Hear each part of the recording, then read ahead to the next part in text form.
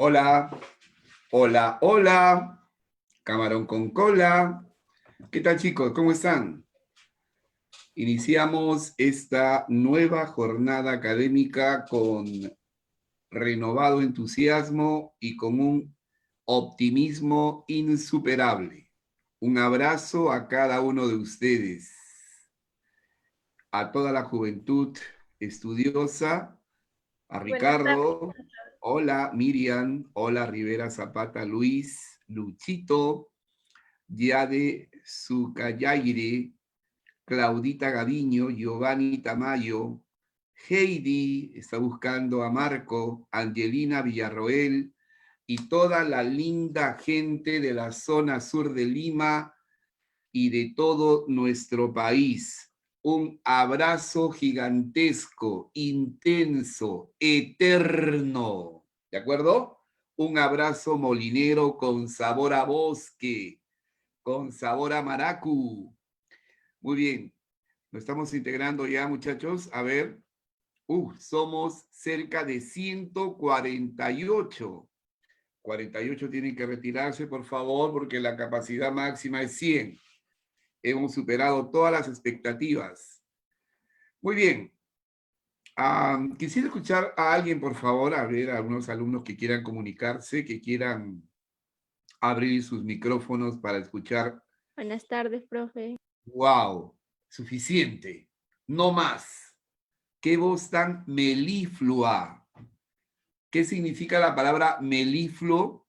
A ver, ¿puedes volver a decirme buenas tardes, por favor? Angelina, ¿verdad? ¿O me equivoco? Sí, profe. A ver, Angelina, de nuevo, a ver, vamos a grabando 3, 2, 1, 0, va. A ver. Buenas tardes, profe. Carambas, carambas, es una voz meliflua. La palabra melifluo, melifluo, quiere decir dulce, quiere decir azucarado, quiere decir tierno, suave, ¿ya? Y se aplica al canto de un ave, por ejemplo. Se aplica a una melodía, a un tema musical, ¿verdad? O a la voz humana, ¿verdad? Entonces podemos decir que la señorita Angelina tiene una voz meliflua. ¿Mm? Esta palabra ya se utilizó, ya se empleó en el examen de admisión a la agraria de hace un par de años, en la oración, en el área lexical, en la oración que hacía referencia al cantar de un ruiseñor, al cantar de un ave, de un pájaro, ¿verdad? El canto melifluo de un ruiseñor enternece profundamente mi alma. Estoy parafraseando, ¿ah? No recuerdo exactamente la oración porque evidentemente yo no rendí el examen, pero sí lo reconstruimos. Porque aquí en Rumbo San Juan reconstruimos los exámenes de la gran... Habla, ¿ves? Habla. Tu hermanito dice que hables. A ver, si él quiere hablar, no hay problema. ¿Ah? A ver, tiene mayor bizarría que usted, señor Cruz. ¿Qué considera bizarría? Estamos repasando bizarría. El hermanito de mi alumno, correcto, Yanela Granda, Valentía. Valentía, muy bien, Yanelita, Claudia, Angelis, Alacón, Angelis, Pepe Dani, José Daniel, Pepe Dani, muy bien. Muy bien, Yanela, te felicito. Un abrazo especial para la señorita Yanela, es una de mis alumnas predilectas. ¿Qué significa predilecto? Predilecto es mi alumna predilecta, es mi curso predilecto. Favorito, preferido por el afecto, ¿verdad? Preferido, favorito. Ustedes tienen su deporte predilecto.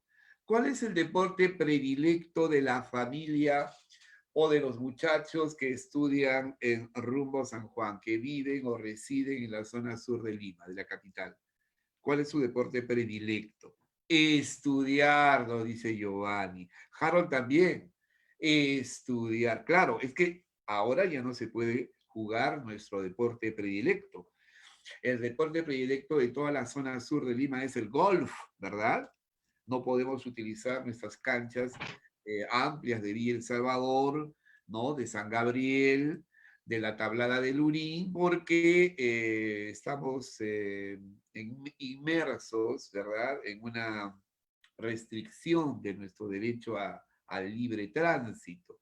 Estamos confinados en razón a la crisis sanitaria que vive el planeta. Muy bien. ¿Cómo que te van a gustar los videojuegos, Harold? ¿Ese es tu deporte? ¿Mm? Por favor. Es más, vamos a bloquear a Harold por decir sandeces. Siguiente Saquear palabra. de la sala, profe. Sandeces. ¿Perdón? ¿Qué vendría a ser sandeces? ¿Estupideces? Correcto. Estupideces, tonterías, estulticias, ¿verdad? Claro que sí, Brisa, claro que sí. Déjate de decir sandeces, tonterías, estulticias, estupideces. Bueno, claro que sí, expresiones que denotan una escasa inteligencia, un poco juicio, ¿ya? Muy bien, suficiente. Recapitulemos. Sandez, estulticia, estupidez. La palabra predilecto, preferido, favorito. La palabra bizarría, valen, valentía, ¿verdad? La palabra melifluo, dulce, azucarado, ¿no? Tierno, claro que sí. Se aplica a las melodías, a las voces, se aplica al cantar de un ave, etcétera. Muy bien. Vamos a empezar entonces, mis estimados cachimbos. Muy bien. El tema que vamos a desarrollar el día de hoy es un tema particularmente interesante, porque corresponde a un tipo de pregunta de uso muy frecuente, de uso constante en las pruebas de comprensión de lectura. Son las preguntas conocidas con el nombre de sentido contextual, ¿ya? Las preguntas se conocen con el nombre, este tipo particular de preguntas se conoce con el nombre de sentido contextual, que es una denominación amplia, ¿ya? Que encierra preguntas con relación al sentido contextual, a la sinonimia contextual de un vocablo. También se refiere al sentido contextual de una frase. Por eso también es conocido con el nombre de sinónimo en contexto o preguntas por un término o locución, entendiendo locución como una frase, ¿no? Como una expresión breve. En el pasado nosotros denominábamos a este tipo de preguntas por un término, por el significado de un vocablo, o preguntas por locución, preguntas por un término o locución. Y estaban orientadas a evaluar la capacidad del alumno para inferir el sentido específico de un término, de acuerdo al contexto, o el sentido particular de una frase, de acuerdo al marco contextual en el que está inscrito, ¿ya? Pero también hay una variante. A ver, ¿alguien podría indicarme en qué consiste esta variante? Es que las pruebas de comprensión lectora incorporan no solamente preguntas de sinonimia contextual, sino también preguntas de antonimia contextual. Claro que sí. Entonces, por eso preferimos denominar a este tipo de preguntas por sentido contextual, porque no solamente involucra términos de semejante significado, de un significado contextualmente semejante, sino también preguntas que están orientadas a evaluar la capacidad del lector para determinar el antónimo contextual. Entonces, siendo preguntas de sinonimia contextual, antonimia contextual, o preguntas que giran en torno a una frase, a una locución, de acuerdo a su sentido en el marco de una lectura, preferimos denominar a este tipo de términos, a este tipo de interrogantes, como preguntas por sentido contextual. Me parece que es la denominación más adecuada, más exacta, que engloba las diferentes variantes que tiene este tipo de pregunta como ejercicio de comprensión lectora, como un ejercicio, como un tipo de pregunta de comprensión lectora. ¿De acuerdo? Muy bien. La semántica actual, ¿no? La semántica contemporánea, no olvides que la semántica es la parte de la lingüística que estudia el significado de los vocablos. La semántica moderna, la semántica de nuestro tiempo, la semántica contemporánea, sugiere, recomienda, ¿verdad?, que hay que buscar el sentido de un vocablo en el contexto en el cual está inserto, ¿de acuerdo? Entonces, es una forma de inferencia también, porque gracias a la información que el texto nos proporciona, gracias a esos elementos, a esas ideas y conceptos que el texto nos proporciona, podemos nosotros reconstruir el sentido de una palabra o de una frase, o en su defecto, como una variante, reconstruir una idea y plantearle una significación contraria, lo que se denomina antonimia contextual. ¿Ya? Muy bien. Para responder estas preguntas, hay que analizarlas no de manera tubular, no, ¿ya? Para resolver este tipo de preguntas hay que analizar, mírame, de manera contextual, ¿de acuerdo? No de manera tubular. Cuando tú analizas la palabra o la frase de manera tubular, es decir, de manera descontextualizada, es probable, es muy probable, yo diría que es absolutamente probable, absolutamente seguro que no das con la clave. Tú tienes que analizar el contexto global de la lectura y luego ubicarte en el contexto local, es decir, en el contexto inmediato a la palabra o frase, y con esos elementos inferir el sentido específico que el autor le asigna a una palabra, a una frase, que no necesariamente va a coincidir con su significación más usual, que no necesariamente va a coincidir exactamente con lo que nos dice el diccionario, sino que usted tiene que desarrollar la capacidad para poder inferir el sentido específico que quien ha escrito el texto, le ha asignado, le da impreso al vocablo, al término, a la voz, a la dicción.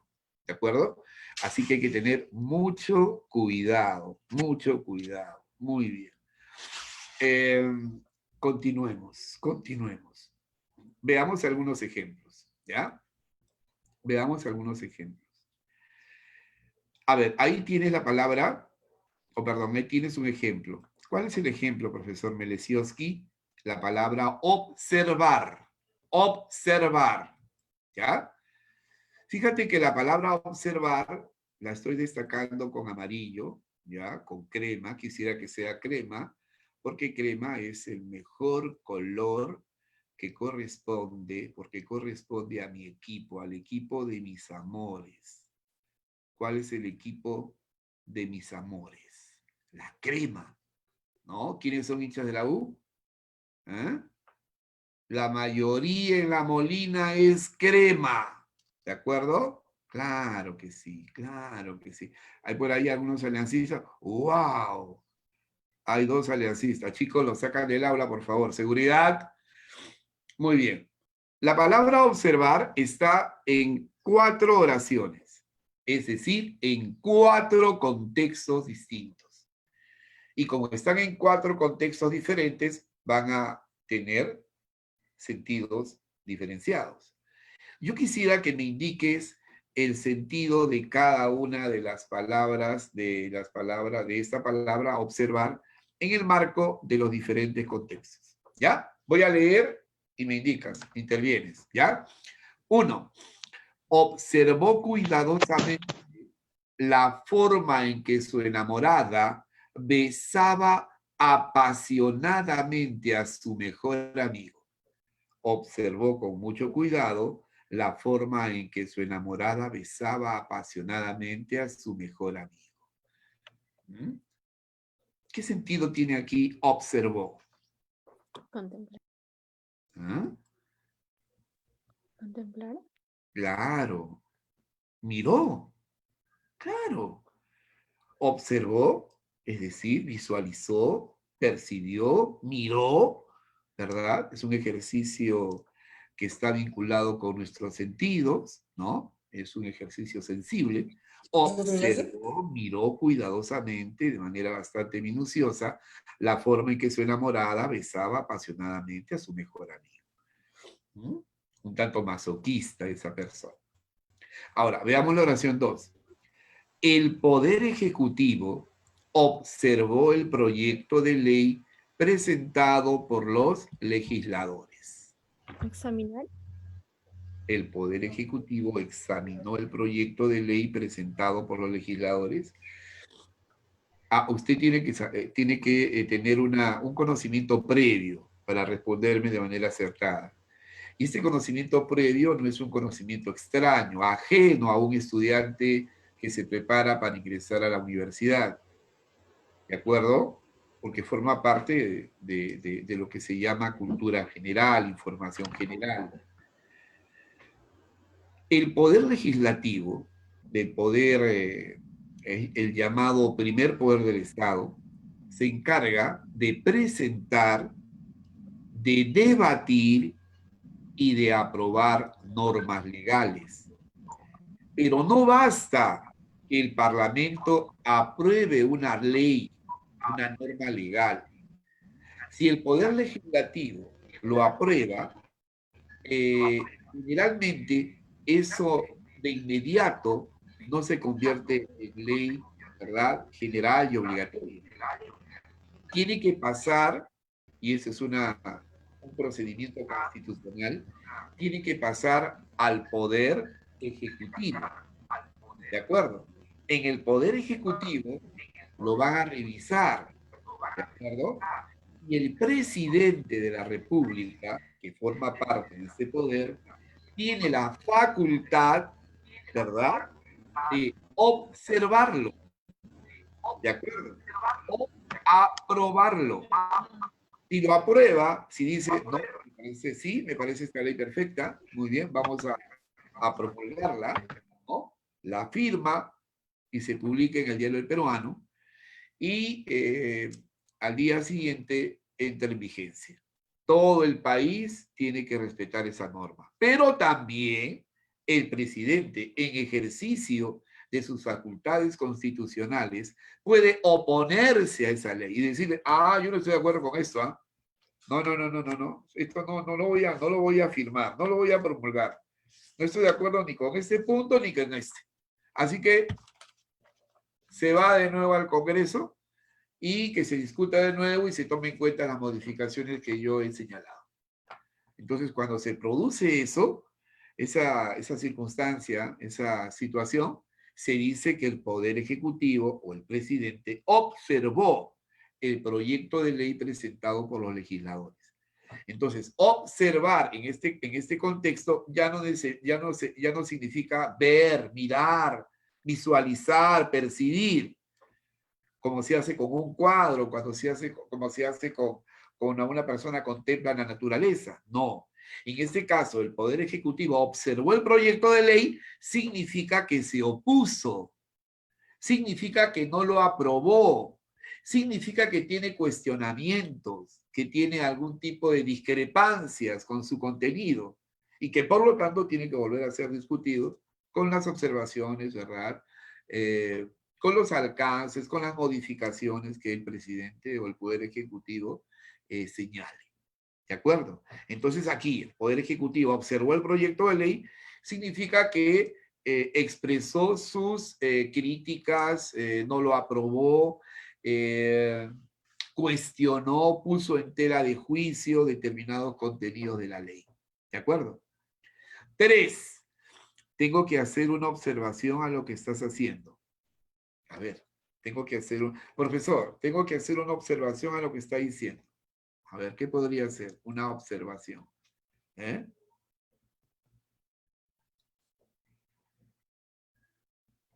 Tengo que hacer una observación a lo que estás diciendo. Es decir, tengo que hacer ¿qué cosa? ¿Ah? Tengo que hacer una observación. Corrección. Tengo que hacer una observación a lo que está diciendo. Tengo que hacer una corrección.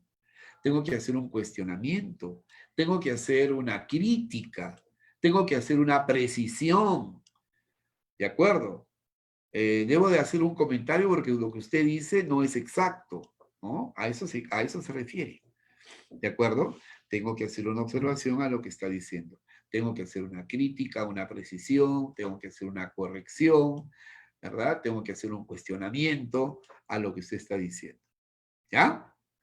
En la 4, Tony nunca observa el reglamento interno de la academia, ¿no? Jara nunca observa el reglamento interno de la academia. Si me hablan de reglamento interno, si me hablan de normas, si me hablan de reglas, estas existen para regular el comportamiento de los que forman parte de esta institución. Y si Jara o Tony nunca observan el reglamento, significa que nunca lo toman en cuenta, que no lo respetan, que no lo acatan, que no lo consideran. ¿De acuerdo? Entonces, observar los reglamentos, observar las leyes, ¿verdad?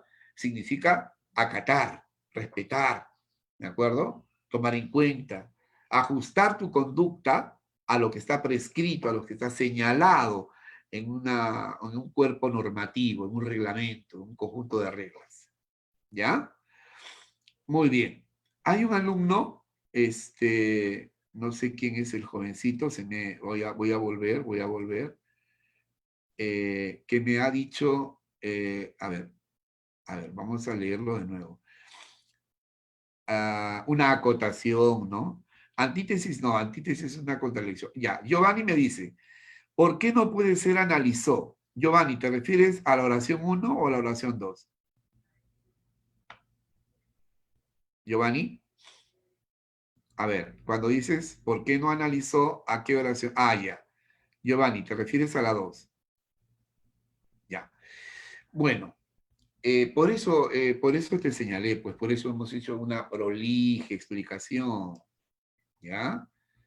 Estamos, una prolija explicación. Te hemos señalado que el Poder Ejecutivo tiene la facultad de observar el proyecto de ley. Observar en este contexto no es analizar. Claro que claro, lo tiene que leer, ¿no? Lo tiene que analizar, ¿no? Pero observar no es analizar, ¿ya? Cuando a ti te dicen el Poder Ejecutivo observó el proyecto de ley, no te están diciendo que lo analizó, te están diciendo que se opone, que expresa una opinión, que cuestiona, que no está de acuerdo con los contenidos de la ley. Y lógicamente para llegar a esa conclusión tiene que analizar, tiene que leerlo, ¿no? Pero observar en este contexto no es analizar. En este contexto la palabra observar el proyecto de ley, es cuestionar, es oponerse, es expresar su discrepancia, es expresar su desacuerdo con la norma que ha enviado el Poder Legislativo. Y constitucionalmente el presidente, el Poder Ejecutivo, puede volverlo a remitir al Congreso para que se corrija, para que se vuelva a discutir y se tome en cuenta las críticas del Poder Legislativo, del Poder Ejecutivo en este caso. ¿Ya? Muy bien. Veamos. ¿Qué pautas, qué procedimientos tengo que seguir para resolver este tipo de interesantes interrogantes conocidas como preguntas por sentido contextual? Tiene que haber un procedimiento, un algoritmo, ¿no? Algunas pautas que regulen, que me guíen, que normen un procedimiento, ¿ya? El mismo que con tu praxis constante va a ser perfeccionado, va a ser enriquecido, ¿de acuerdo? Muy bien. Para resolver entonces este tipo de preguntas, te señalamos las siguientes pautas, ¿ya? En primer lugar, tienes que identificar el tema central, ¿de acuerdo? Usted ya sabe qué es el tema central de un texto. Usted sabe qué características tiene. Usted sabe cómo se redacta. Usted tiene conocimiento de una fórmula de diversas preguntas que se tiene que hacer para dar con el tema, ¿de acuerdo? Y además, esta es una forma de demostrarte y de demostrar a los demás que has entendido el texto. Quien no está en capacidad de extraer el tema central de un texto, o en otras palabras, quien no está en capacidad de determinar de qué trata el texto, de qué nos hable el texto, sobre qué asunto gira el texto, entonces no puede afirmar categóricamente que ha entendido el mismo. Podrá tener una visión panorámica, superficial, genérica, pero no ha identificado de manera definida el asunto con el asunto que cohesiona las ideas que forman un determinado texto. Entonces, primero, tema central, ¿ya? En segundo lugar, ubicar la palabra, ubicar la frase. ¿Dónde está? ¿En qué parte del párrafo? ¿De acuerdo? ¿En qué parte de la lectura está la palabra que queremos reconstruir su sentido? ¿De acuerdo? En tercer lugar, tienes que tomar en cuenta a los conectores lógicos, es decir, tienes que tomar en cuenta cómo estos conectores permiten organizar las ideas, cómo estos conectores están organizando el conjunto de enunciados que conforman el texto, para a partir de ahí saber qué función cumple la frase o palabra y reconstruir de manera eficaz su particular sentido. ¿De acuerdo? Muy bien. Entonces vamos a empezar a trabajar y lo vamos a hacer con frases pequeñas primero. Antes de ir a un texto de mayor envergadura, lo vamos a hacer con frases pequeñas, ¿ya? Es decir, vamos a empezar con la actividad 1, con 10 oraciones, ¿ya? Entonces te voy a indicar la primera. A ver, dime un número mejor del 1 al 10. A ver, del 1 al 10, chicos. Vamos, vamos, vamos. ¿Vamos? Dime un número, pero en quechua. En quechua. 7. ¿Perdón? En quechua. 7. Yo, en quechua. Ah, tú. ¿Yo o 2 en inglés? Pues es gracioso. A ver, ¿cuál era el tema de los incas? Kimsa. Me agarraste. Pero ¿cuál es el idioma de los incas? Ojo que no es el quechua. Aymara. El idioma de los incas, claro, ellos hablaban aymara con el pueblo y luego se quechuizaron, ¿no? Pero ellos hablaban una lengua especial, ¿me entiendes? Una lengua que solamente la hablaban los miembros de la nobleza, de la pacana de la nobleza, de la familia. De tal manera que nadie podía entenderlos, ¿ya? Si usted averigua, Cusco no es quechua y no significa el ombligo, ¿no? De la tierra, el ombligo del mundo. ¿Mm? Eso nos han enseñado, eso creo que lo dijo Garcilaso, me parece, ¿no? Manco Cápac tampoco es aymara ni quechua. Los lingüistas han llegado a la conclusión de que es una lengua que ya desapareció, que solamente la hablaba la nobleza incaica. ¿Sabes cómo se llama? Puquina. Puquina. ¿De acuerdo? Eso no sabías. Muy bien. A ver, entonces, ¿qué número me dijiste? Tradúcelo, por favor. A ver. ¿O quieres que vaya acá a Google? ¿Ah? Disculpa mi ignorancia en el Runacine. Eso no viene. Ya, Tawa, que yo me la sé, por favor. ¿Puede ser Tawa? Ya, está bien. Ya, gracias. Wauki. 4 dice, es una persona heterónoma. Diablos, ¿qué es heterónoma? Pero mira la información que te da el texto. Su voluntad está supeditada a lo que dicen sus jefes. Entonces, ¿qué es una persona heterónoma? Es aquella persona cuya voluntad está subordinada, supeditada, dependiente a lo que dicen otros, particularmente a lo que dicen sus jefes. Entonces, una persona heterónoma será aquella que tendrá o no tendrá iniciativa. No tiene. No tiene. ¿Tendrá o no tendrá criterio? O por lo menos, ¿exteriorizará o no exteriorizará su opinión, su criterio, su Ya. iniciativa? No, porque se caracteriza ¿por qué? Porque su voluntad está subordinada a lo que sus jefes designen. Entonces, una persona heterónoma sería una persona subordinada, sería una persona dependiente, sería alguien que no tiene criterio autónomo, que no tiene iniciativa, que no actúa con independencia, sino en función a lo que le digan sus jefes, a lo que le digan otros. Mira. Ahora, otro camino es las raíces griegas y latinas, es decir, la etimología. Hetero es diferente, ónoma es nombre, nombres diferentes. Por ahí, en algunas circunstancias, nos puede ayudar, ¿no? Determinar su sentido o su significado. Pero creo que aquí el contexto es mucho más efectivo, nos da mayores elementos. Entonces, en heterónoma yo colocaría dependiente, subordinado, sometido, que carece de iniciativa, que no pone en práctica un criterio personal, ¿verdad? Sino que está sometido y subordinado a lo que le digan sus jefes. ¿Ya? A ver qué nos dicen nuestros chicoquitos. A ver, mis pirañitas. Pisado.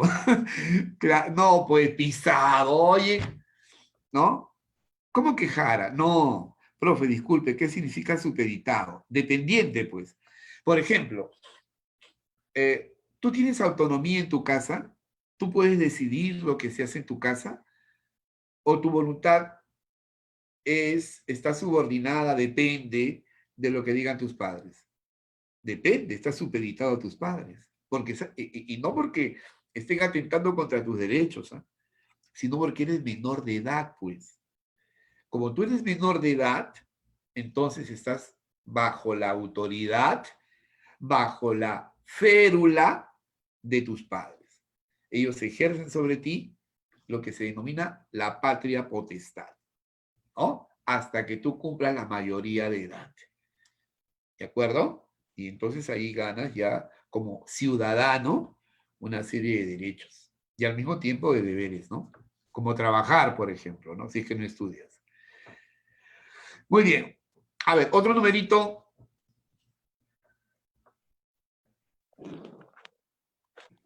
A ver, por favor, tienes que intervenir, hijo. Kimsa. Ya, pero que quede entre nosotros. ¿Me puedes traducir, por favor? 3. Allá. Quinza es 3. Con Q. Quinza, ¿no? ¿No? Sí, ya. Es un hecho para... Ah, no, 3 me dijiste, ¿no? El cielo nocturno, imagínate un cielo nocturno, ya, una noche y mira el cielo, está hermoso, ¿no? Bueno, el cielo nocturno de Lima, lo dudo, ¿no? Pero el cielo nocturno de la sierra, por ejemplo, ¿no? Está hermoso. ¿Cuándo está hermoso? Está hermoso cuando es estrellado, cuando se pueden ver, ¿no? El cielo está despejado y se pueden percibir, ¿no? La gran cantidad de estrellas, ¿de acuerdo? Entonces te dicen a ti, el cielo nocturno está hermoso. La miriada de estrellas le dan un aspecto impresionante, impactante, ¿no? La miriada de estrellas. ¿Usted cree que el cielo nocturno va a resultar impactante, impresionante, cuando apenas se pueden visualizar las estrellas? ¿O cuando se perciben un gran número de estrellas? Un gran número de estrellas, ¿verdad? ¿Quién no recuerda haber mirado una noche despejada con tu enamorada en tus brazos, mirar al cielo, ¿no? Y ver un sinnúmero de estrellas. ¿Eh? ¿Y tú qué le dijiste? Tú le dijiste, amor, sabes que te quiero, sabes que te amo, sabes que mi amor es tan grande como el número de estrellas que puedes ver en el firmamento, que puedes ver en el cielo nocturno. Ay, mi amor, me voy a poner a contar, ¿no? Para ver si es cierto lo que me lo tanto que sientes por mí, lo tanto que me amas.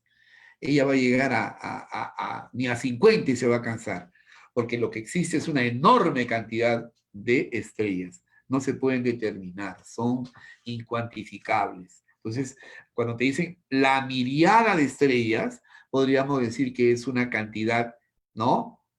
Incalculable. Una gran cantidad de estrellas, ¿ya? Entonces, la miriada podríamos reemplazarla por la miriada, un sinfín de estrellas, un sinnúmero de estrellas, ¿de acuerdo? Un incalculable número de estrellas, ¿no? Una inconmensurable cantidad de estrellas, ¿de acuerdo? Entonces ahí podemos colocar sin número. Ahora, te pregunto, ¿sin número va junto o separado? La miriada equivale a un sinnúmero. ¿Sin número va junto o separado? A ver, como tú no hablas. A ver, ¿qué dice? Junto, junto, claro, muy bien. Un sinnúmero va junto, ¿ya? Muy bien. ¿Y sin fin va junto o separado? ¿Ah? Separado. Un sinfín de estrellas. ¿Junto o separado? ¿Junto? Junto, ¿ya? Porque junto, hijo, porque separado, sin fin, ¿no? Es que no tiene fin. Por ejemplo, hoy hemos caminado tanto en esta carretera que parece que es una carretera sin fin, ¿no? Que no tiene término, ¿no? Que nunca culmina, separado, ¿de acuerdo? Y sin fin junto, sin número junto, denotan una cantidad incalculable, una enorme cantidad. ¿De acuerdo, hijito? Muy bien. Por favor, permíteme ahora hacer el ejercicio 9, ¿ya? ¿Por qué, profesor? Porque me siento identificado, ¿ya? A ver, el chef peruano-ruso, Melesiowski Sanchezkov, expuso en el programa radial Mi almuerzo se malogró, un apetitoso punto de vista, una apetitosa opinión acerca de la comida novandina. En un programa radial, Melesiowski Sanchezkov, que es un conocido y reconocido chef peruano-ruso, más ruso que peruano, opinó sobre la comida novandina. En ese programa radial, Mi almuerzo se malogró, ¿verdad? Expuso un apetitoso punto de vista acerca de la comida novandina. Profesor, Aquí no vas a decir, a ver, dime, te escucho. disculpe, ¿es novandina o novoandina? Novandina, se le suele llamar así, ¿ya? O sea, es una comida, es una mixtura, una fusión de comida, la comida andina con otros platos, ¿no? De otra procedencia, criollos o extranjeros. ¿Estamos? Nova, de nuevo, pues, ¿no? Novandina, de innovación, de cambio, ¿no? En fin. Pero eso no es el kit del asunto. El kit del asunto es qué sentido específico tiene la palabra apetitoso. ¿Mm? A ver, dime. Vuelvo a leer. Expuso en el programa radial un apetitoso punto de vista acerca de la comida novandina. Amplio punto de vista. Amplio, apetitoso punto de vista. ¿Mm? Detallado. Apetitoso. Cuando tú dices... Interesante. Interesante, claro. Atractivo. ¿Ya? Ahora, si tú vas al diccionario y buscas apetitoso, seguramente vas a encontrar que predomina una significación que no corresponde exactamente al sentido que el autor le está imprimiendo a esta palabra, ¿verdad? Es el contexto en el que lo utiliza lo que determina que apetitoso significa interesante, particularmente interesante. ¿De acuerdo? Muy bien. A ver, leo. La cocina novandina es un nuevo estilo culinario surgido en el Perú por el interés de los gastrónomos locales de retomar costumbres alimenticias del pasado prehispánico para recrearlas, rescatando y revalorizando así muchos de los ingredientes autóctonos. Ese es el real sentido de novandina. ¿Ya? Y es correcto, novandina. ¿Ya, hijito? Muy bien, he dado lectura a la información que está en Wikipedia. A ver, volvemos. 1. Es prácticamente imposible que las iglesias cristianas lleguen a considerar como algo plausible la teoría evolucionista aplicada al problema del origen y la naturaleza del alma. ¿Te escucho? Léelo de nuevo. Razona, vamos. ¿Admisible? Correcto. ¿Por qué? Porque las iglesias cristianas nunca, y no digo católicas solamente, iglesias cristianas, ¿ya? Incluso podríamos involucrar a las islámicas. No van a aceptar, no van a admitir que el hombre no haya sido creado por Dios, pues. Dios creó al hombre a su imagen y semejanza. Eso quiere decir que Dios te creó así como eres. Acéptate, así como eres. Así me creó a mí. Así como me ves, así me creó Dios. Y la teoría evolucionista, aplicada al problema del origen y la naturaleza del hombre, ¿verdad? Del alma humana, plantea otros mecanismos de desarrollo, ¿no? Que es el evolutivo, ¿no? Nosotros seríamos el resultado de un tipo particular de primate inexistente en la actualidad que ha evolucionado, ¿verdad? Hasta llegar a lo que somos, el Homo sapiens sapiens, ¿verdad? Formamos parte entonces de una etapa dentro de la evolución de nuestra especie. Eso significa que no fuimos así siempre. Somos parte de un proceso evolutivo.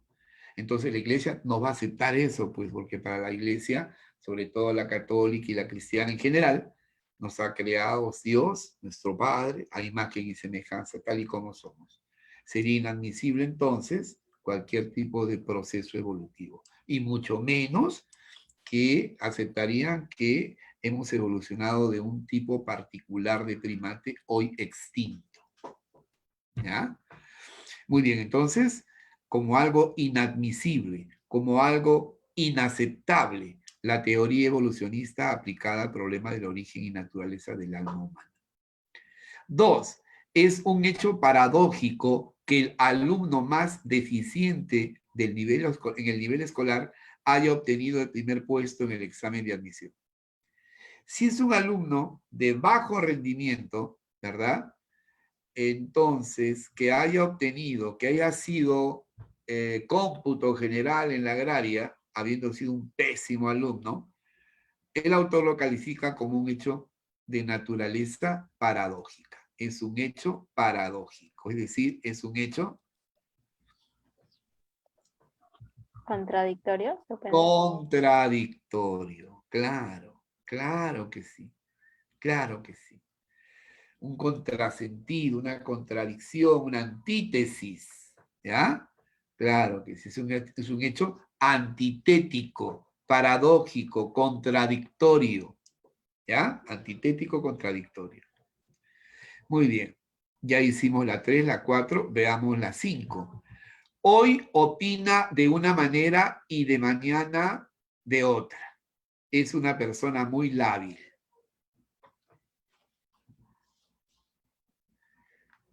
A ver. Bueno, si hoy opina de una manera, ¿verdad? Y mañana opina de otra, y pasado cambia de opinión, ¿Endeble? indemne no, pero te estoy dando la clara. A ver, si hoy opina de una forma y mañana de otra, ¿será firme en sus ideas o será voluble? Será cambiante. Voluble, cambiante, ¿no? Será Versátil.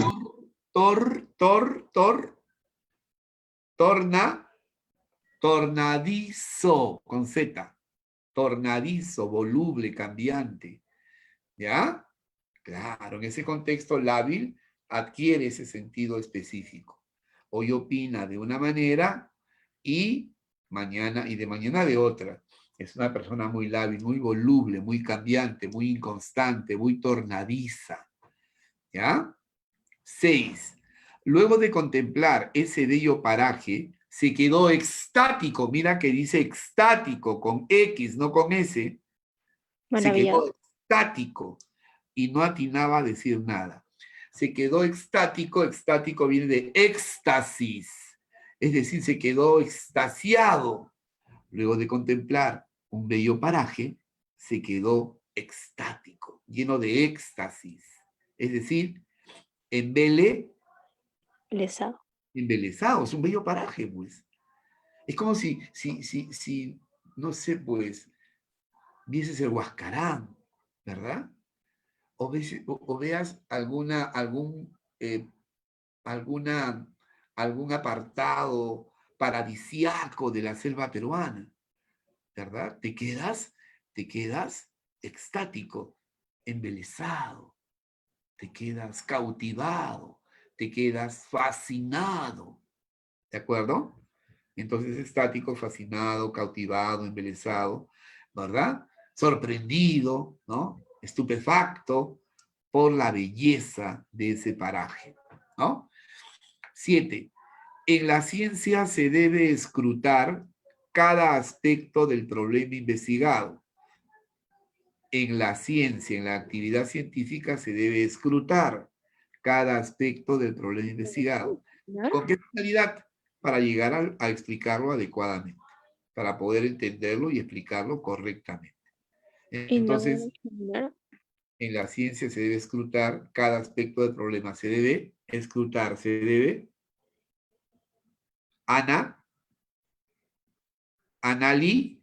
¡Ey! ¡Ey, Camagüey! Analizar. Examinar, escudriñar. Claro, en la ciencia se debe analizar cada aspecto del problema.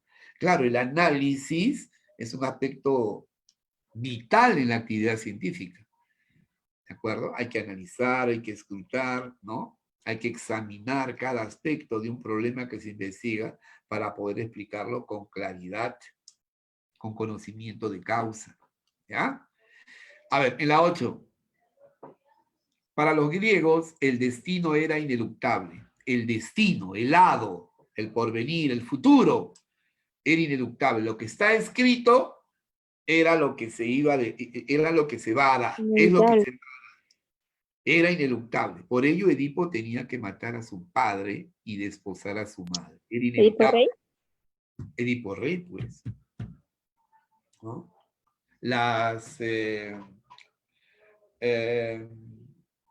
Cuando él acudió al oráculo, ¿verdad?, de Delfos, le dijeron eso: vas a matar a tu padre y vas a casarte con tu madre.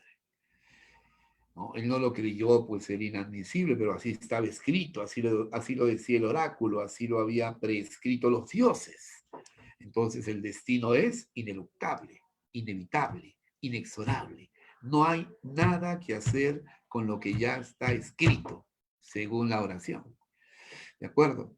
Ahora, ¿tú crees en eso? ¿Tú crees que cada persona tiene un destino? ¿Verdad? No, no. Yo creo que cada persona determina su futuro. Es el propio constructor y arquitecto de su porvenir. Si tú no quieres ingresar, ¿verdad?, o si tú no estudias, entonces no vas a ingresar, pues. ¿De acuerdo? Porque tu ingreso no va a ser el resultado de un acto milagroso. Va a ser la lógica consecuencia de una preparación seria, sistemática, de una preparación planificada, disciplinada, organizada. El estudiante que pone mucho esfuerzo y mucha perseverancia, lo lógico es que ingrese. ¿De acuerdo? Y si no estudias, pues no vas a ingresar. Si no eres serio en tu trabajo intelectual, académico. ¿Ya?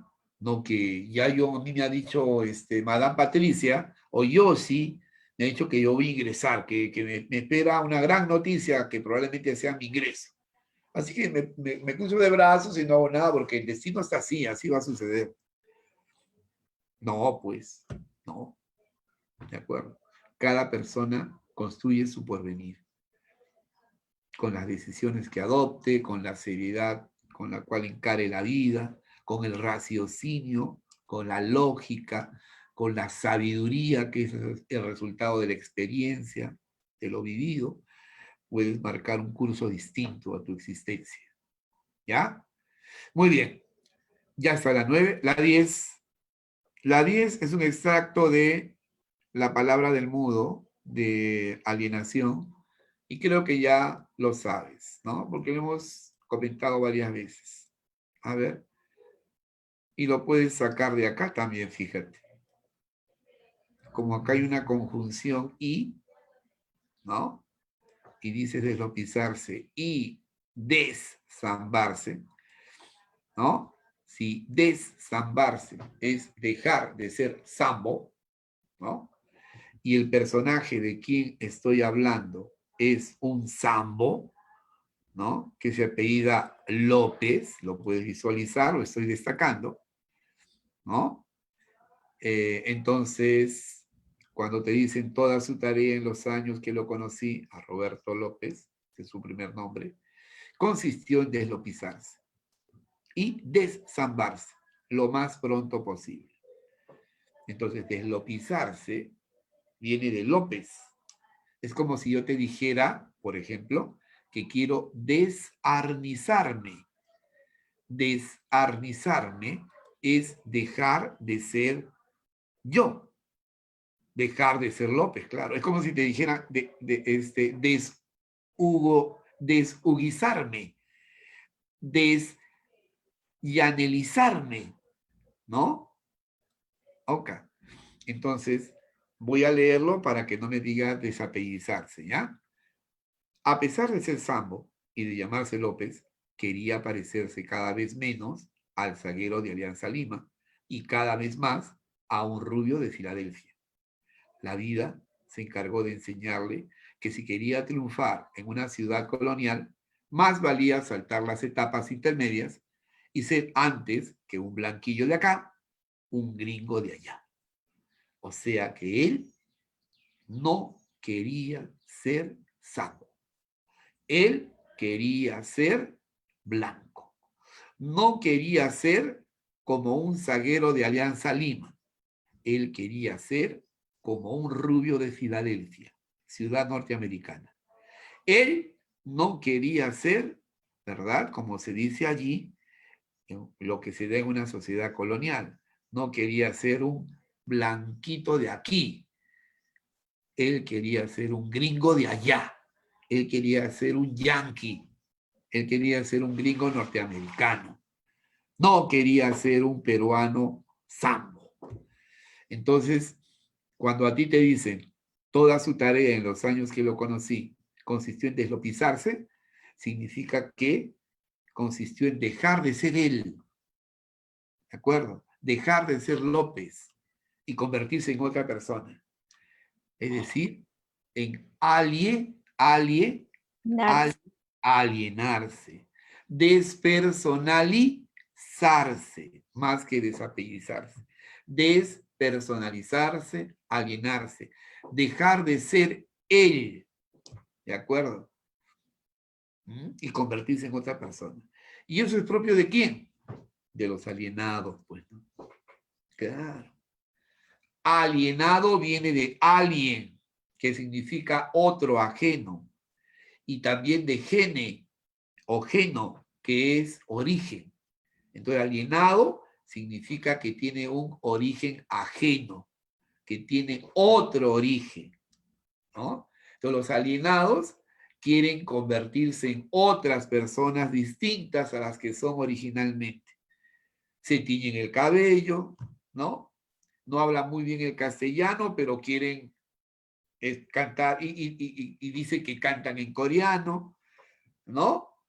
Están los tatuajes, están los piercing, está la moda, los pantalones con hueco. Y no está mala. Yo creo que la juventud tiene la libertad de poder llevar a la práctica ese tipo de modas que en distintos momentos se ponen en relieve. Pero de allí, que es muy juvenil, a renegar de tus tradiciones, a renegar de tus orígenes, a renegar de tus raíces, ¿verdad? Andinas,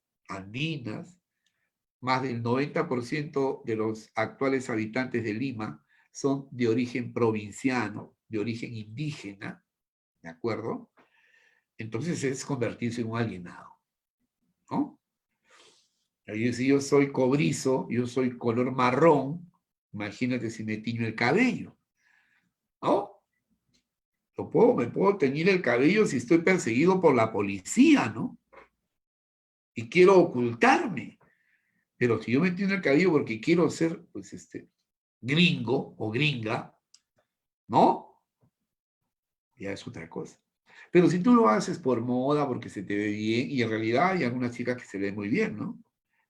Me parece que eso no es cuestionable.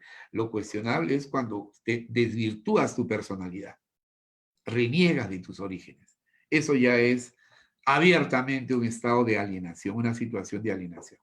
Y eso es lo que le pasaba a Roberto López, pues, ¿no? Y murió por eso. ¿De acuerdo? Muy bien. Excelente, campeón. Ahora, lo que has trabajado con palabritas, vamos a ir complejizando esto, ¿ya? ¿Qué te parece? Y, acá ha habido un, ¿qué ha pasado acá? A ver, vamos a procurar solucionarlo. Bueno, vamos a trabajar ya textos de mayor dimensión, ¿ya? Textos de mayor dimensión. Hasta aquí se ha entendido, ¿verdad, hijito? Hasta aquí se ha entendido, ¿ya? Profe. Hijita, a ver, dime. Dígame, señorita, a ver. Hola. No tengas temor. A ver. Entonces vamos a trabajar, a ver, vamos a consultar al pueblo. ¿Qué nos dice el pueblo? Angelina, no, la chica Angelina no nos dice nada, se ha arrepentido. Ya. Entonces vamos a trabajar ahora rápidamente. ¿Ya? Ya. A ver, ¿qué nos dice? No podemos desoír. Edgar Paco, ¿no? ¿Qué nos dice Edgar Paco, Angelina? Ya. Sigamos. A ver, acá sí tienes que ser bastante analítico. Vamos a tomar este texto que está aquí. Y las palabras, fíjate, están en negrita. ¿Ya? Estoy destacándolas o volviéndolas a destacar. Están en negrita, yo las estoy sombreando de verde. ¿Ya? Entonces, ¿y cuáles son las preguntas? Las preguntas, me parece que Gloria también están aquí, mira. Tú tienes que inferir el sentido particular de estas palabras, ¿no? De las palabras que están en verde. Gloria, sustancia, proliferando, comulgar, ardió. Que como tú bien sabes, no necesariamente van a coincidir con el sentido habitual que tú posees de la palabra o necesariamente va a coincidir con lo que el diccionario señala. ¿Ya? Tiene que coincidir con el sentido que el autor le imprime a las palabras de acuerdo al texto. ¿Ya? Entonces, que tú vayas al diccionario a buscar arder, o comulgar, o proliferar, o sustancia, ¿verdad? No es lo correcto. Es leer el texto de manera global, entender de qué se está hablando, luego remitirte al contexto local de cada palabra y partiendo de las relaciones que se dan en el texto, inferir qué sentido le ha asignado el autor a los términos que estamos analizando. ¿Ya? Ese es el procedimiento. ¿Ok? Entonces te voy a dar unos minutitos para que trabajes este textito. ¿Ya? ¿Estamos de acuerdo? Muy bien. A ver, vamos a achicar esto. Ya, y está todo el texto. Bueno, no se ve todo el texto, pero... A ver, por aquí de repente subimos algo. Ahí está todo el texto. ¿Ya? A ver, lo leemos, por favor. ¿Viejito? Vamos, concéntrate. Vamos, a trabajar.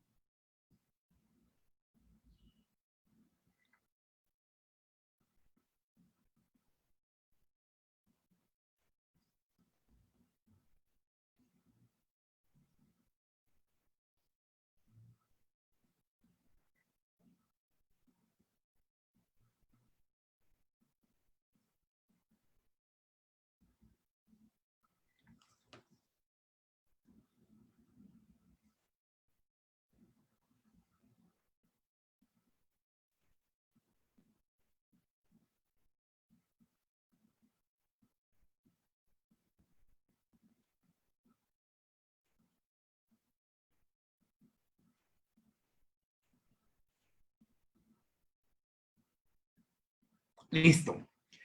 A ver, me parece que el texto habla acerca de la influencia que ejerce los medios de comunicación y particularmente la televisión en la sociedad contemporánea, en la sociedad moderna, ¿verdad? Dice, el gran instrumento de la democracia no es el libro. El gran instrumento de la democracia, es decir, el vehículo que utiliza la democracia para comunicarse, ¿verdad?, con la población, con la ciudadanía, no es el libro, sino la televisión. Ella divierte y entretiene a la sociedad nivelada, suministrándole las dosis de humor, emociones, sexo, sentimientos que requiere para no aburrirse. La pequeña pantalla, ¿quién es la pequeña pantalla? La televisión, ¿verdad? La pequeña pantalla alude a la televisión. Ha conseguido realizar aquella desmedida ambición que ardió siempre en el corazón de la literatura. O sea que el televisor, es decir, que este medio de comunicación, la televisión, ha logrado aquello que siempre quiso la literatura, ¿no? La pequeña pantalla ha conseguido realizar aquella desmedida ambición que ardió siempre en el corazón de la literatura y que ésta nunca alcanzó llegar a todo el mundo. La literatura siempre quiso, según el autor, llegar a todo el mundo, ¿no? Ser un referente mundial, pero no lo logró. ¿Quién ha logrado eso? ¿Quién ha logrado la ambición que siempre buscó, ¿verdad? La literatura que consistía en llegar a todos, a todo el mundo. La televisión. Hacer comulgar a la sociedad entera con sus creaciones. Hacer comulgar a la sociedad entera con sus creaciones. ¿Las creaciones de quién?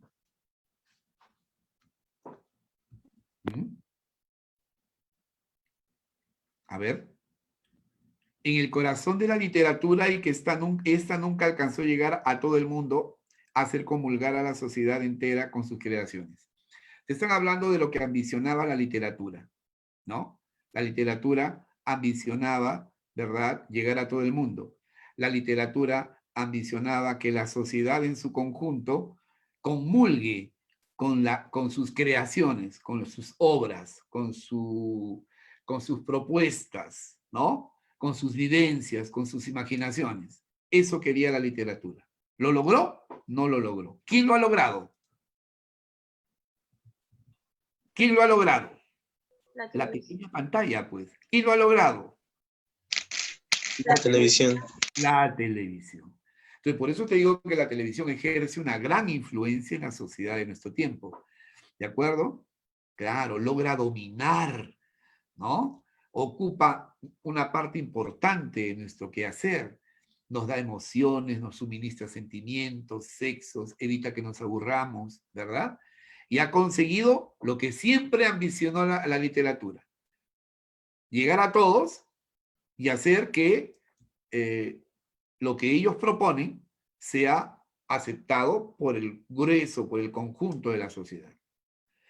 En el reino del narcisismo lúdico, ¿no? Se supone que la expresión en el reino, es decir, donde domina el narcisismo lúdico, ¿a quién se refiere?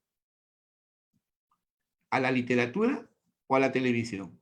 En el reino del narcisismo lúdico. Televisión. Claro, se refiere al ámbito de influencia de la televisión. En ese ámbito, los libros han pasado a ser del todo prescindibles. Se deja de lado los libros. Y si se deja de lado los libros, se deja de lado la lectura. Lo que por lo demás no implica que vayan a desaparecer. No van a desaparecer los libros. Simplemente se los deja de lado. Pero no van a desaparecer. Continuarán proliferando. ¿Quiénes continuarán proliferando? ¿Quiénes? ¿Quiénes continuarán proliferando? Dime. ¿El televisor, la televisión o los libros? ¿Los libros? Los libros. Los libros continuarán proliferando, continuarán existiendo, ¿no? En gran cantidad. Pero hay un problema. Continuarán proliferando, pero vacíos. Vacíos de sustancia. Sin contenido, sin nervio, ¿no? Que solían tener viviendo la precaria y veloz existencia de las novedades, confundidos y canjeables en ese mare magnum, en esa confusión en el que los méritos de una obra se deciden en razón de la publicidad, ¿no? Los libros son buenos en razón a si son más publicitados que otros. No interesa su contenido, no interesa su sustancia, no interesa la parte esencial, medular, ¿no? Del mensaje que quieren transmitir. No interesa eso, interesa la publicidad, interesa los medios de comunicación que publicitan tal o cual obra. O de la capacidad histriónica de sus autores. Histriónico se refiere a la capacidad de actuación, ¿no? A la capacidad que tiene una persona para desenvolverse como un actor teatral, ¿no? Entonces, o es la publicidad la que hace famosa una obra, no por su contenido, sino porque está más publicitada, o por la capacidad histriónica de sus autores, ¿no? Por la capacidad teatral, ¿no? Que tienen sus autores. porque la democracia y el mercado han operado además esta reinversión. Ahora que ya no hay opinión pública, no hay opinión pública, dice, solo público. Son los escritores estrellas los que saben sacar buen partido a los medios audiovisuales, los mediáticos. Ya recuerda que era mediático, no relativo a los medios de comunicación. Quienes dan prestigio a los libros y no al revés. Ya no es el libro que da prestigio al autor, es el autor que da prestigio a un libro. ¿Por qué? Porque el autor sabe desenvolverse eficazmente en los medios audiovisuales, sabe manejar los mecanismos mediáticos.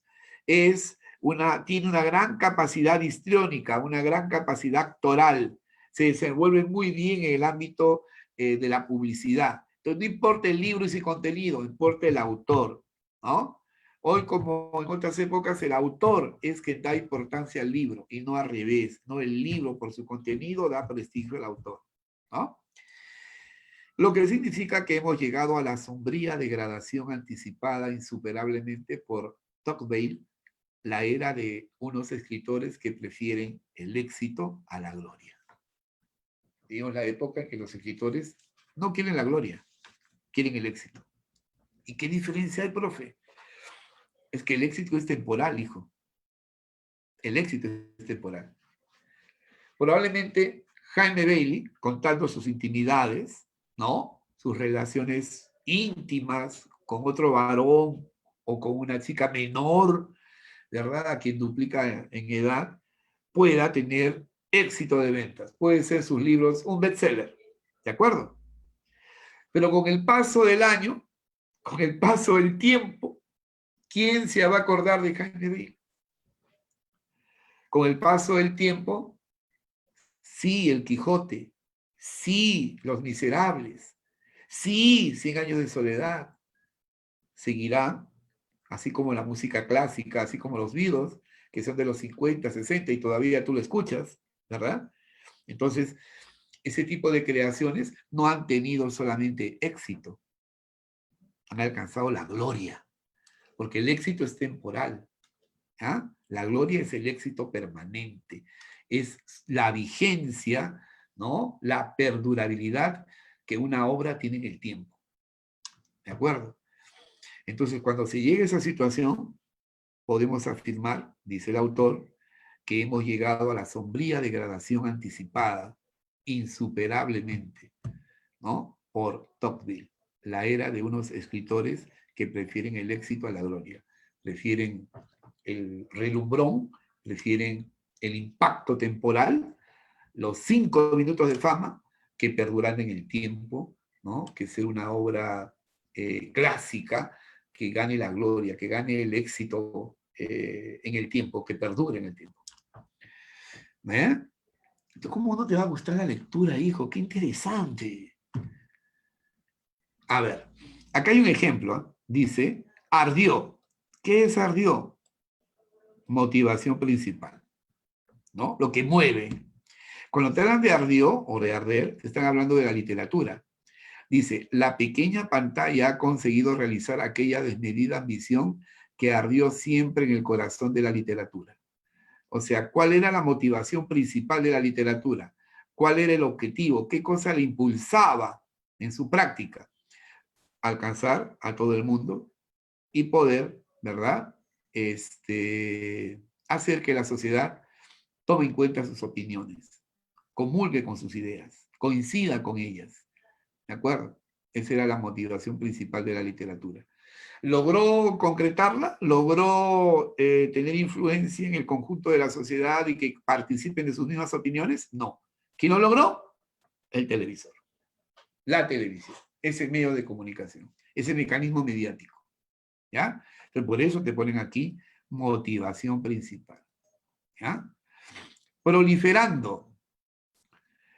Lo que por lo demás no implica que vayan a desaparecer. Continuarán proliferando, pero vaciados de la sustancia que solían tener. Continuarán proliferando. A ver, ¿qué sentido le podríamos asignar a proliferando? Los libros se refieren, ¿no? Los libros continuarán proliferando.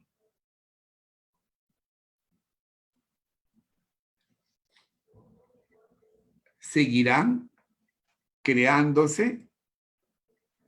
Claro, seguirán creándose, seguirán perdurando, se seguirán escribiendo obras. Eso es lo que quiere decir. Proliferando, o sea, se seguirá escribiendo libros, ¿ya? Se seguirá escribiendo libros. Eso no va a variar. Se seguirá escribiendo libros. Pero ¿cuál es la diferencia? Que eso que escriben no va a tener contenido, no va a tener nervio, no va a tener sustancia. Va a ser vacuo, va a ser libros vacíos. ¿De acuerdo? Sin ningún mensaje importante. Entonces, ¿qué significa la palabra sustancia? Pero vaciados de la sustancia que solían tener. Vaciados del mensaje, vaciados del contenido. ¿Ya? Muy bien, entonces colocamos mensaje, contenido. Más adelante te dicen, acá está, no la he destacado por error, pero ahí está. Y no al revés, como ocurría en el pasado, lo que significa que hemos llegado a la sombría degradación anticipada. Hemos llegado a un estado, a la sombría degradación anticipada, ¿no? A la triste, ¿verdad? A la lamentable, a la deplorable degradación anticipada. Deplorable, ¿no? Lamentable, triste, ¿ya? Gloria, ¿qué podría ser gloria? Prefieren el éxito a la gloria. La gloria, ¿qué vendría a ser? El éxito permanente. La gloria sería la vigencia en el tiempo, ¿ya? Que pese al discurrir del tiempo, una obra permanece, ¿no? Sigue siendo vigente, sigue siendo admirada, no obstante el paso del tiempo. Eso es alcanzar la gloria. Y el éxito simplemente es, pues, un momento temporal, ¿no? Un relumbrón, una vigencia temporal, un éxito, es un impacto temporal. La gloria es una vigencia permanente, ¿no? Gloria, vigencia permanente. Y comulgar, dice, llegar a todo el mundo, hacer comulgar a la sociedad entera con sus creaciones, hacer comulgar. Es decir, que acepten, ¿no? Que admitan, que estén de acuerdo, que concuerden, ¿ya? Comulgar entonces es concordar, aceptar, estar de acuerdo al contexto. ¿Estás de acuerdo con qué, profesor? ¿Con qué va a estar de acuerdo? ¿Con qué va a comulgar la sociedad? Con las creaciones, con sus creaciones. ¿Las creaciones de quién? Las creaciones de los medios de comunicación, lo que producen, lo que divulgan, lo que propalan, la televisión, pues, ¿no? A eso se refiere. ¿Ya? Muy bien, hijito. Muy bien. Ahora vamos a trabajar rápidamente lo que es antonimia contextual y sentido denotativo y connotativo de las palabras. ¿Ya? Muy bien. A ver, lo voy a hacer con este texto, el número 1. ¿Ya? Es un texto conocido para aquellos que ya tienen varios ciclos con nosotros, que son un grupo reducido, ¿verdad? Pero no son menos respetables. La experiencia se respeta, la experiencia se valora. ¿Ya? Muy bien. Entonces la pregunta es, en el texto la expresión tenía una cita con él, lleva tilde, ¿ya? Con él, con nota. O sea, es una pregunta que inquiere sobre el sentido figurado, connotado, metafórico de la expresión tenía una cita con él.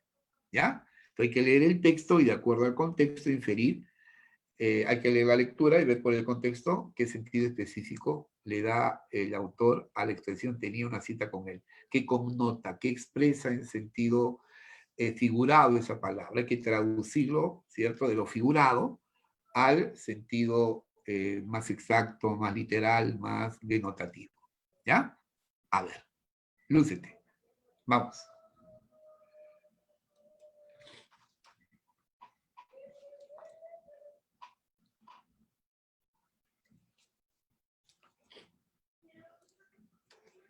Lo voy leyendo mejor porque esos vacíos me preocupan, ¿ya? Me dan la sensación de soledad, y no quiero experimentar ese tipo de nefastos sentimientos, ¿ya? Aunque la soledad ha venido siendo mi mejor amiga durante todos estos últimos años. Y la verdad que me llevo bien con ella. Aunque suene contradictorio. Un mercader de Bagdad, un comerciante de Bagdad, envió a su sirviente al mercado a comprar provisiones. Cuando el sirviente regresó, estaba pálido, estaba lívido, con V, y temblaba, estaba tembloroso, trémulo. En esas condiciones le dijo a su patrón: Señor, ahora que estuve en el mercado, fui empujado por una mujer en medio del gentío, de la muchedumbre, pero cuando me di vuelta, vi que era la muerte la que me empujaba. Ella me miró e hizo un gesto amenazante.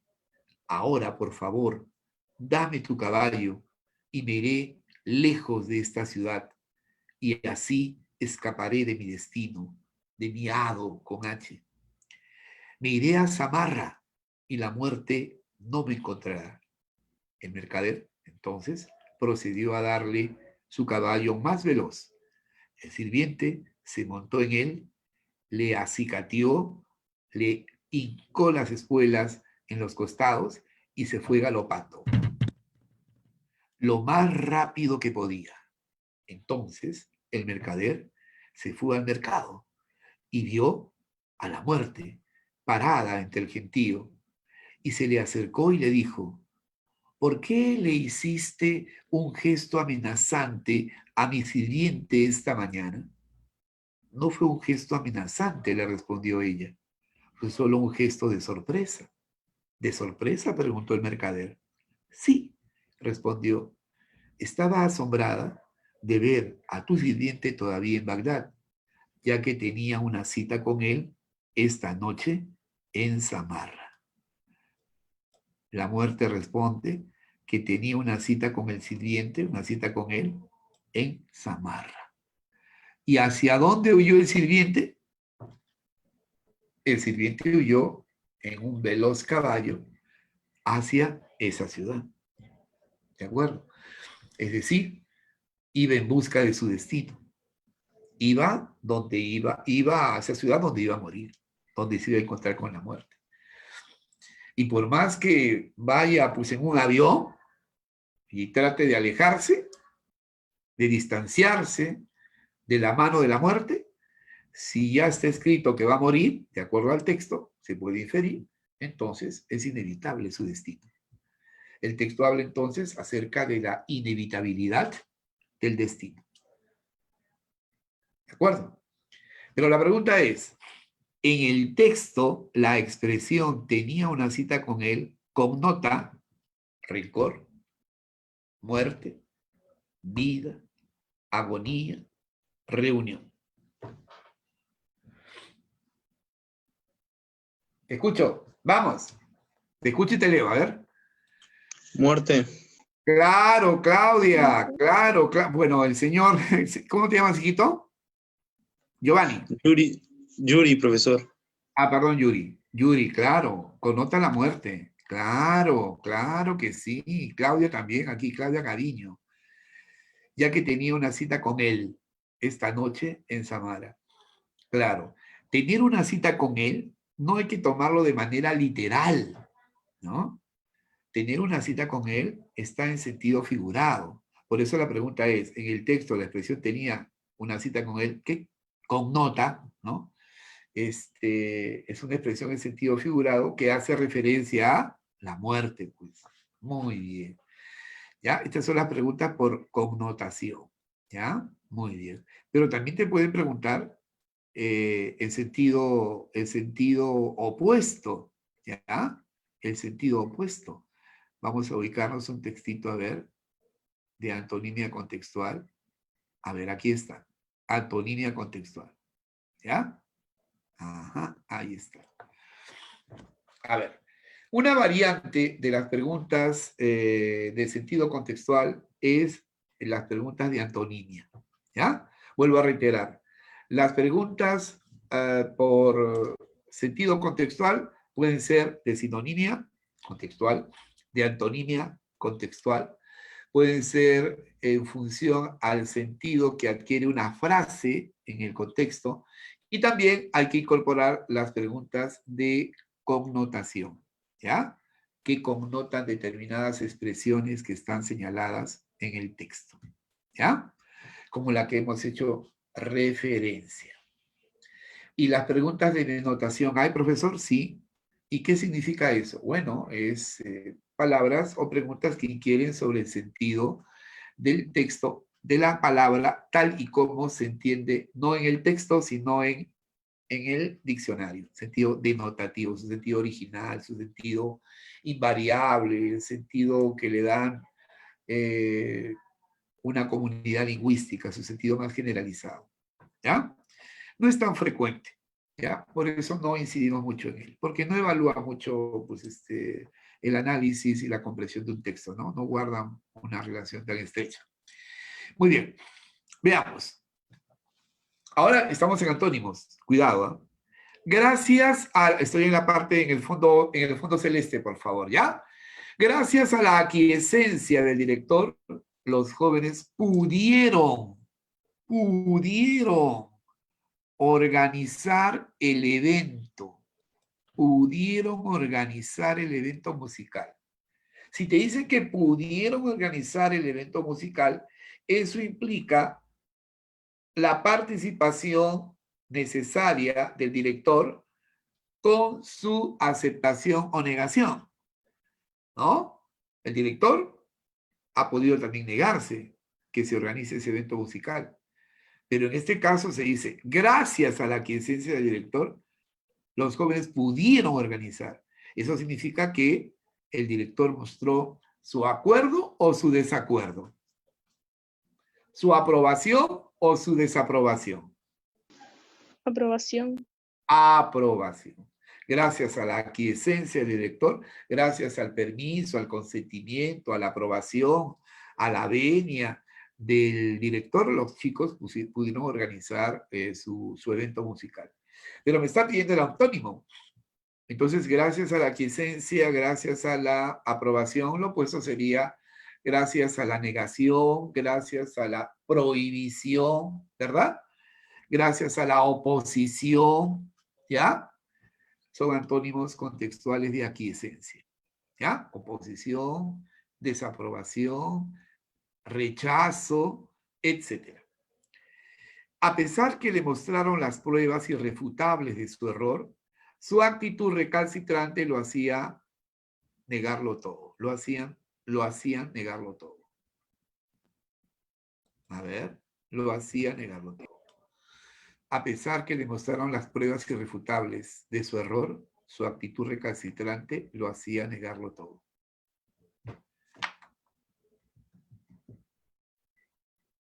A ver. Hijo, a ti te demuestran que estás equivocado. ¿De acuerdo? Pero tú no quieres dar tu brazo a torcer. Tú dices, no, no es así, no puede ser, no lo acepto.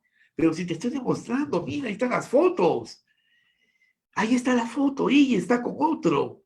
Está con un moreno, un beneco. No. Ella es buena, ella es fiel, ella trabaja hasta tarde. A veces se amanece trabajando. No puede ser cierto.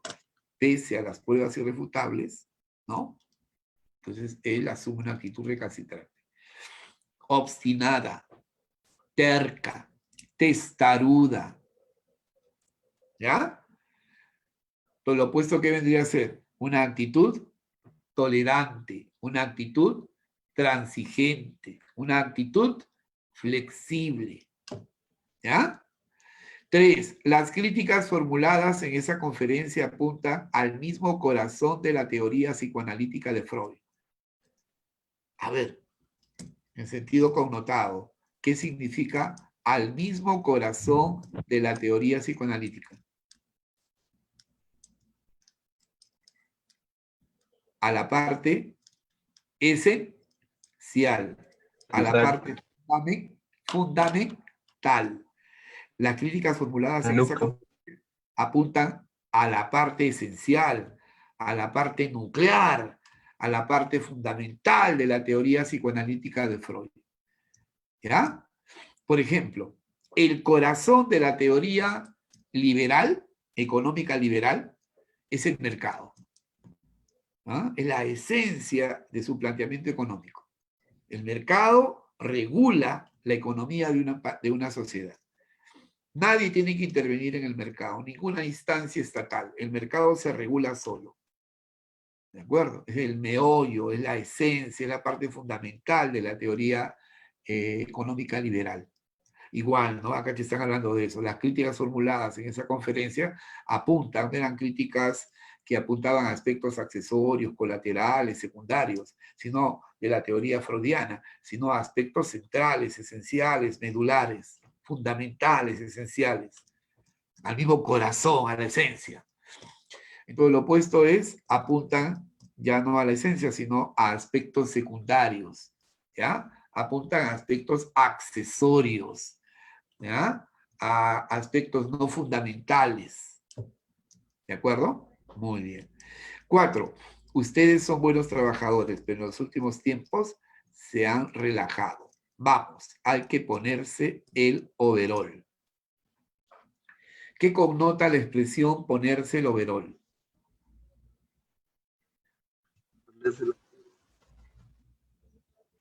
Me dice, mira, ustedes son buenos trabajadores, pero en los últimos tiempos se han relajado. O sea, no están trabajando como lo hacían antes. No hay una identificación, no hay un compromiso, ¿no? Con la entidad o con la empresa, con la fábrica, ¿no? Se han relajado, dice, ¿no? Ustedes son buenos trabajadores, pero en los últimos tiempos se han relajado.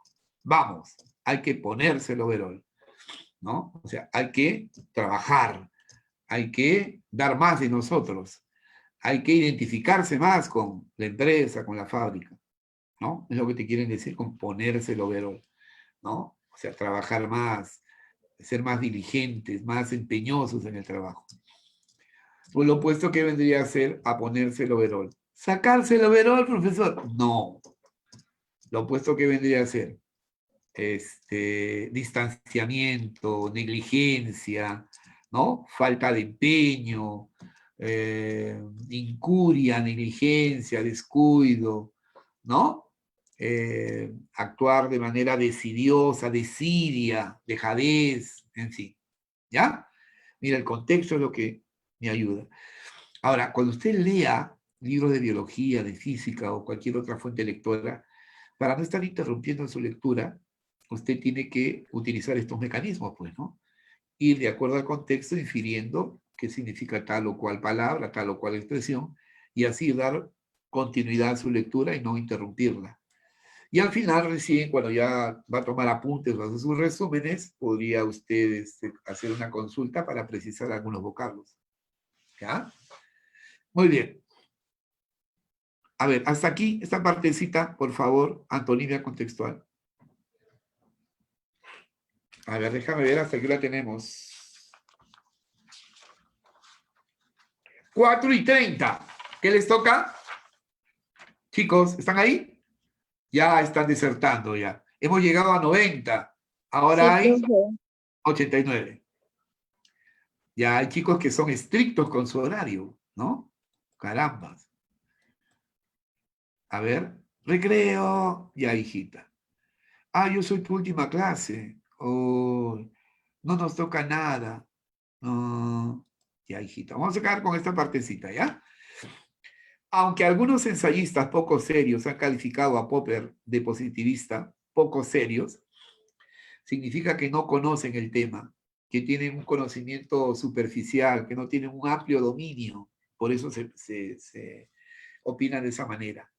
Entonces, lo opuesto a serios sería conocedores, serían informados, ¿ya? Popper está muy longínquo de la corriente epistemológica, está muy lejano, está muy distante, ¿no? Entonces, lo opuesto sería cercano, está muy identificado con la corriente epistemológica. El positivismo enuncia como premisa, como principio, lo opuesto a principio, a premisa, conclusión, que el conocimiento se reduce al positum, esto es, a lo dado como un dato de información. Se reduce, se restringe, se limita. Lo opuesto se amplía, se extiende, ¿no? Involucra otros aspectos de mayor importancia.